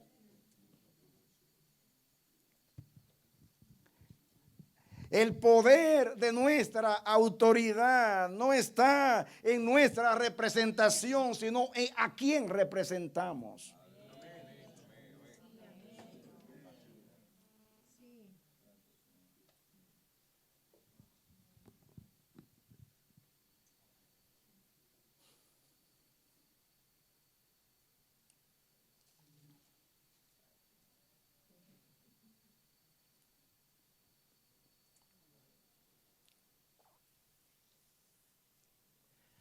la resurrección de Jesús, que es la actuación de la vara del poder de Dios, es una respuesta a la ofrenda de expiación presentada en la cruz. El Padre guardó silencio por 3 días. Te lo voy a dramatizar en forma humana. En 3 días examinó la vida de Cristo.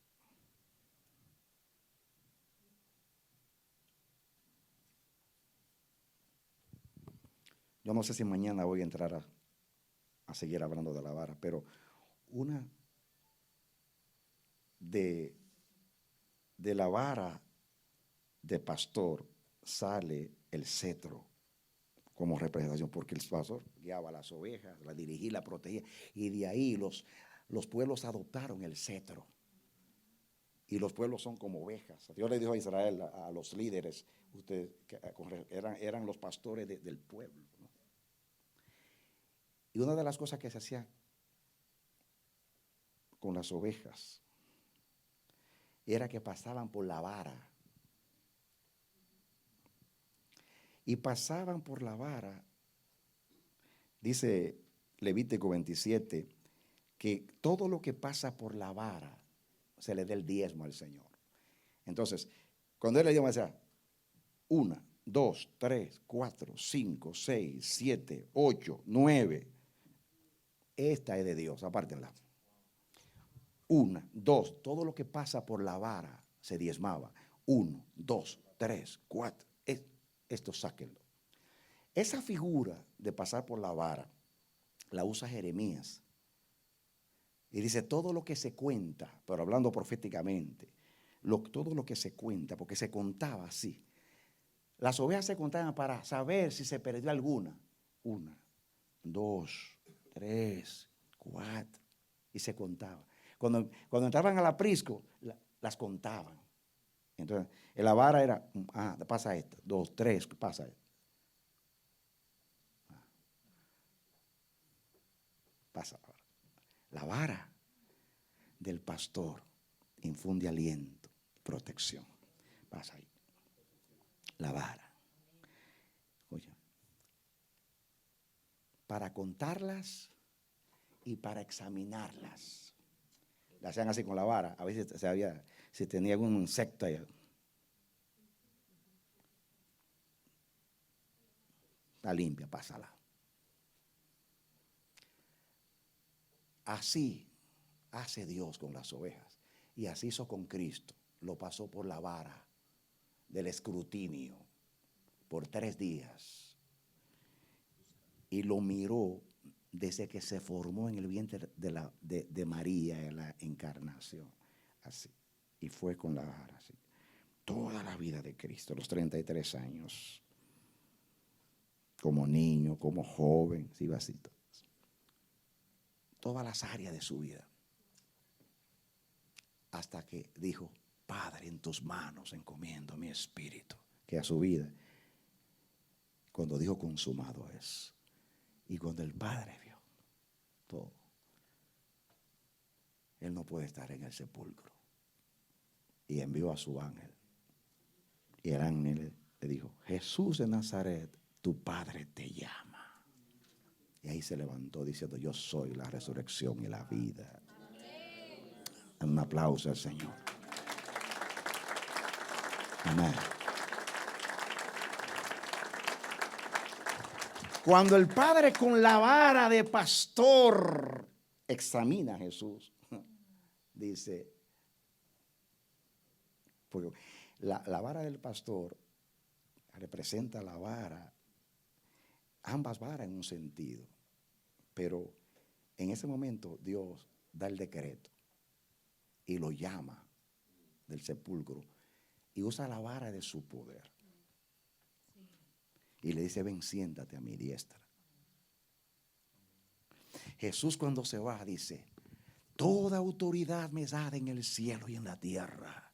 Por tanto, id Y en ese id, en ese imperativo hay una impartición. Yo soy la extensión, ustedes son la extensión de mi ministerio. Como me envió el Padre, yo los envío. Vayan y sean lo mismo que yo soy. Y nos delega la autoridad. Pero la resurrección es una respuesta de la vara del poder por la satisfacción, por la ofrenda, la vara del sacerdocio. Y siempre es así. A menos que Dios quiera librar a los desobedientes por, como dije ayer, por pacto, por responsabilidad, pero no por agrado.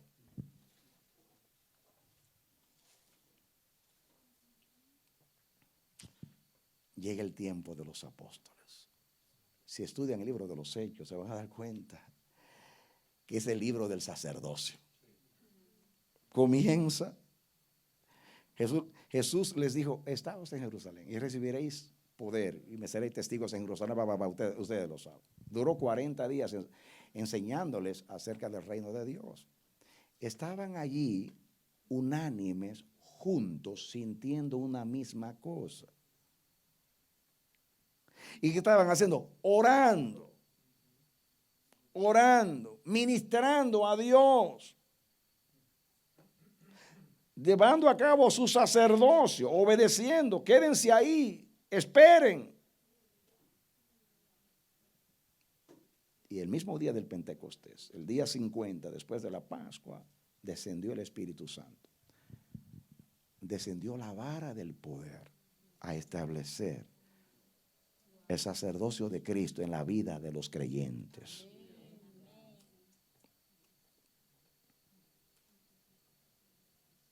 Desde ahí se van a dar cuenta.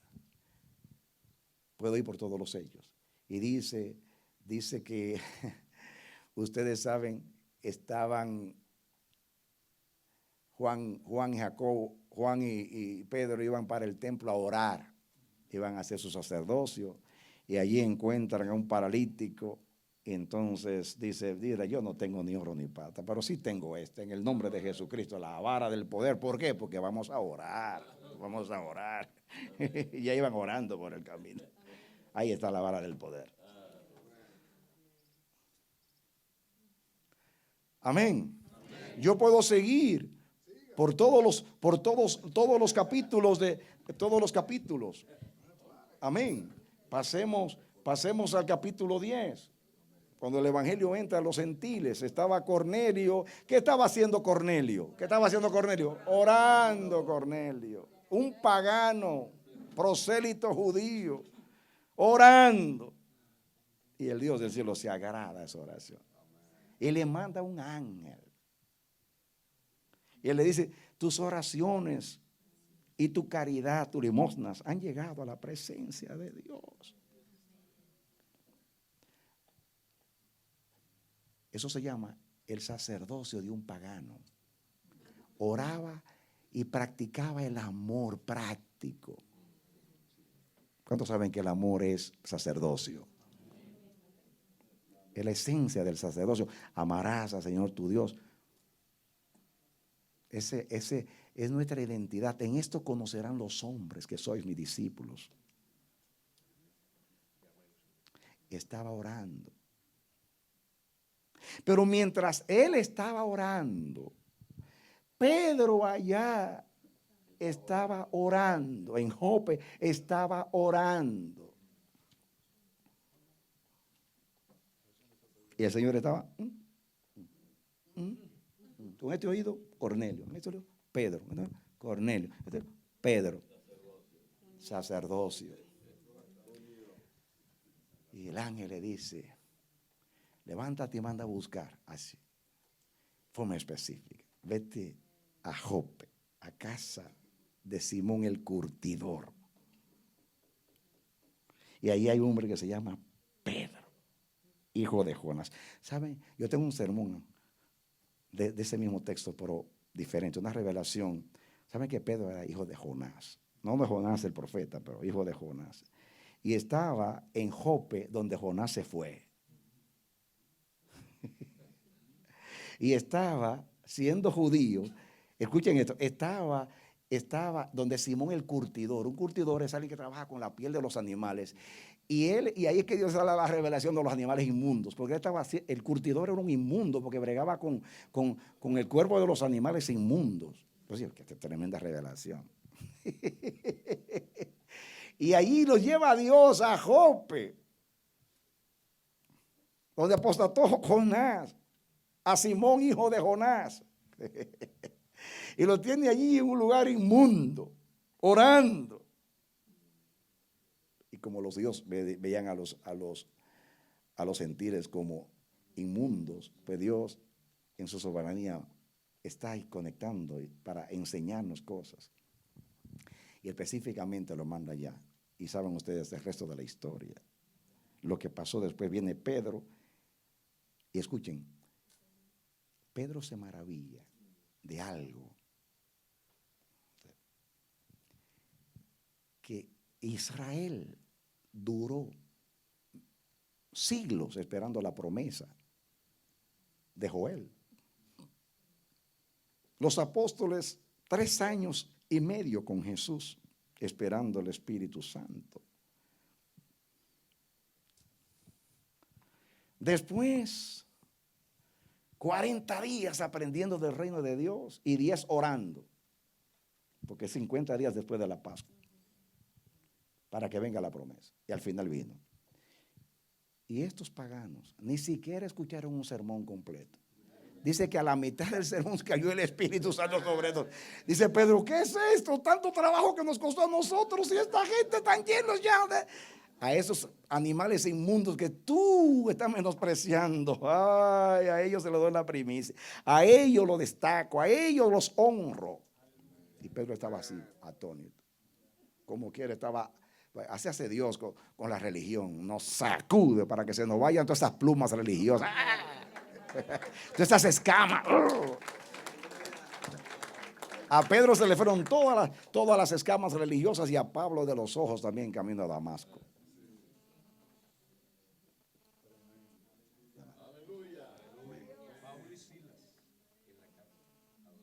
Pablo y Silas, 16. Pero pasemos antes por el 15. El 15 es el concilio de Jerusalén.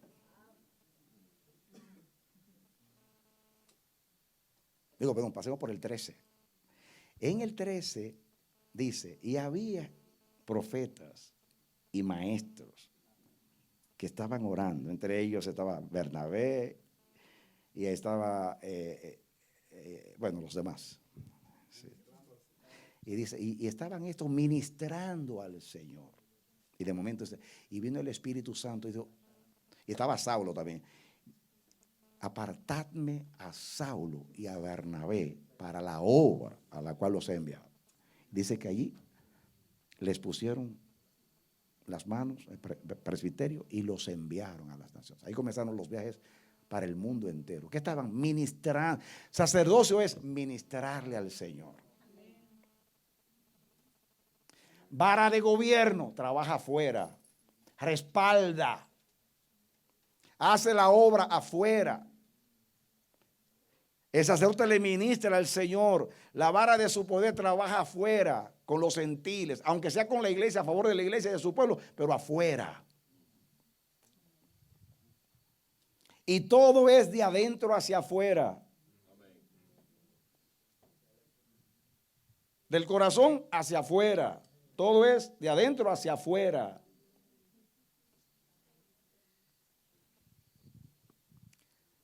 Pueden ir por capítulo 16. Pueden ir la guianza del Espíritu. Queríamos ir a Bitinia, pero el Espíritu nos prohibió. Queríamos ir a Asia, pero el Espíritu nos lo prohibió. Y luego tuvo una visión de noche. Pasa a Macedonia y ayúdanos. Estaba Pablo en Cesarea siendo juzgado. Ya el Espíritu Santo le había dicho que por todas las ciudades que venían tribulación, y los profetas, Agabo le cogió el cinto y anunciaron, y él, ¿qué hacen ustedes molestándome? Yo no solamente estoy dispuesto a sufrir aflicciones y cárceles en Jerusalén, estoy dispuesto a morir porque el Señor me dice que vaya a Roma. Para mí me ministra, amados, que dice, cuando van en el barco hacia Roma, que Dios se le aparece a Pablo y dice, Pablo, no tengas miedo, vas. 2 veces en la cárcel y se le apareció 2 veces en la cárcel y en el barco. Y ahí es historia. Podemos terminar el libro de los Hechos.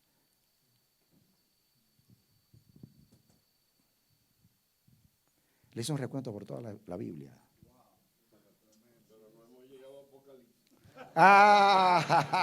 No. Ahí llega la gloria.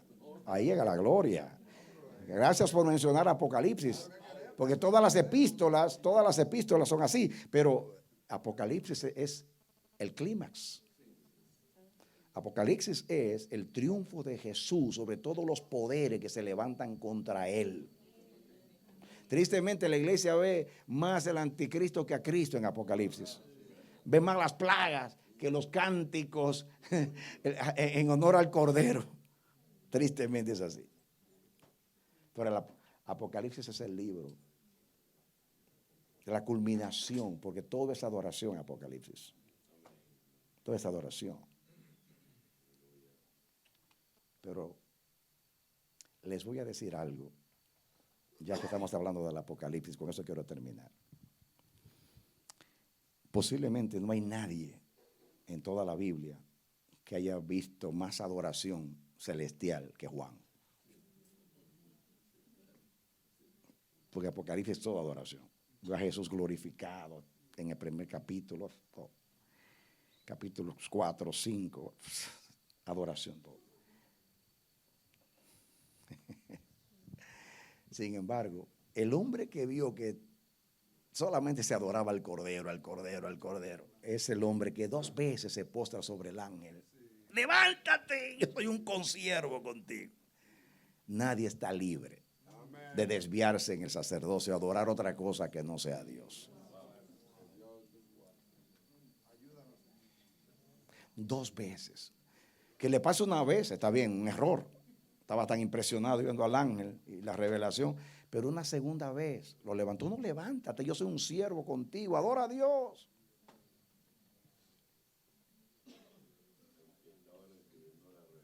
Sí, es que se impresionó mucho Juan. Yo termino diciéndote lo siguiente.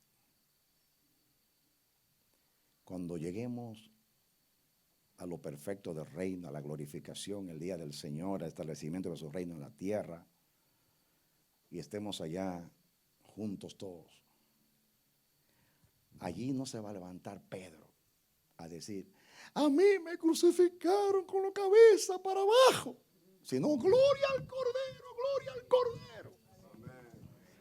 Allí no se va a levantar Pablo diciendo, a mí me azotaron 5 veces.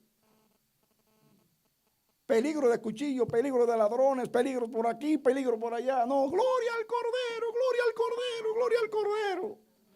Allí no se van a levantar los mártires, a mí me mataron, allí no se va a levantar Esteban, me apedrearon. Gloria al Cordero, gloria al Cordero, gloria al Cordero.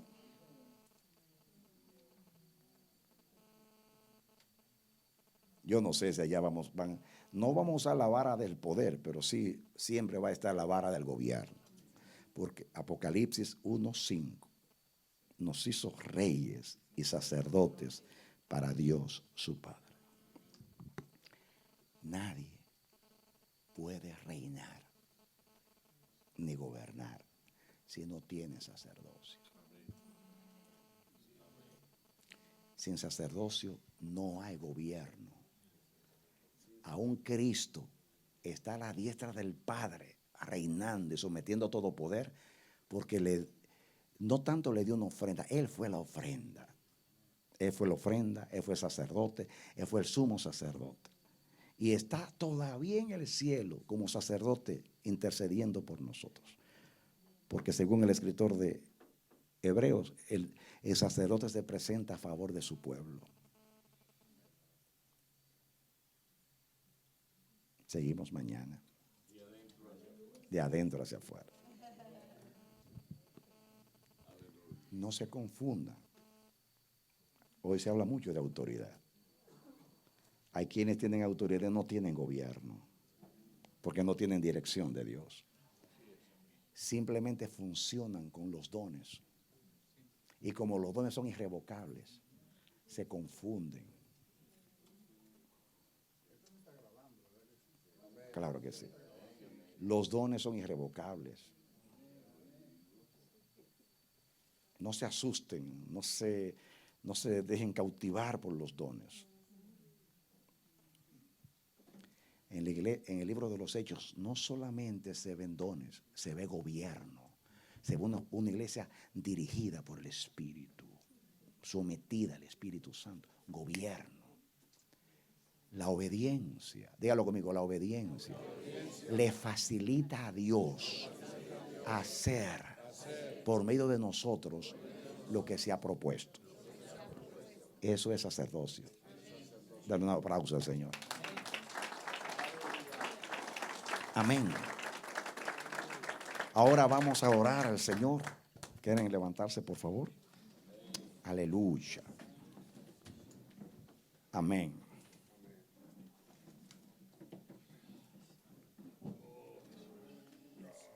Aleluya. Levanten sus manos conmigo. ¿Qué diremos, Señor, en esta hora?